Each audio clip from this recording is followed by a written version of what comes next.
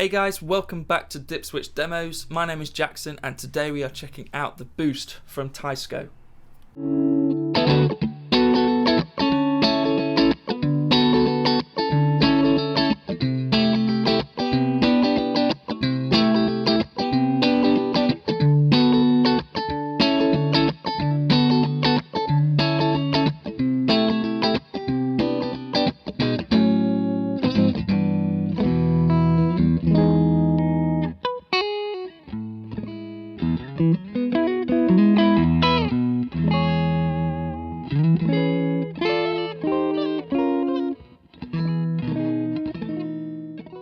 So this is the third and final pedal that I'll be looking at from Teisco, and by no means should you be looking over this one. Based on a vintage preamp style thing, it is essentially a clean boost with a few interesting controls on here as well.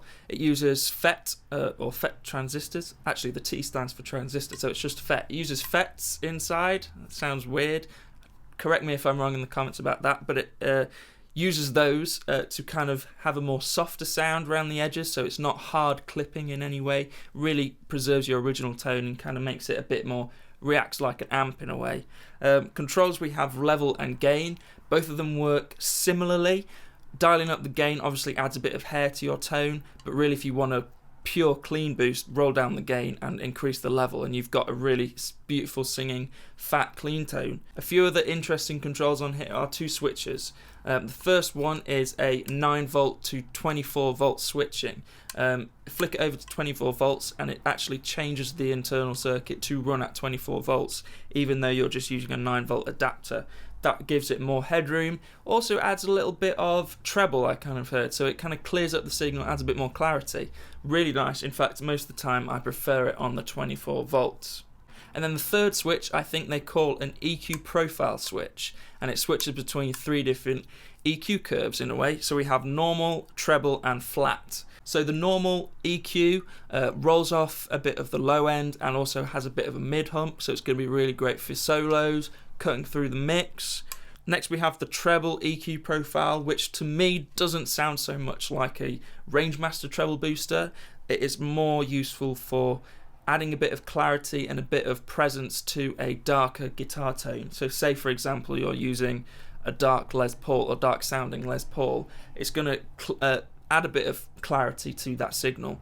And finally the last EQ profile is flat, and as the name suggests, it's just basically a completely flat line. You get all your low end back, from which you don't get from the other two profiles, and I personally like using this as an almost always on sound, you know, running it at 24 volts, or internally at 24 volts I should say, and then having the level and gain around about 12 o'clock. You get a bit of high end clarity, but you also keep all that fatness in the low end, and it's just a great tone. I'll be putting the pedal through its paces today. We'll be using my Music Man Cutlass into the Victory V40 setup, pretty clean with a bit of reverb.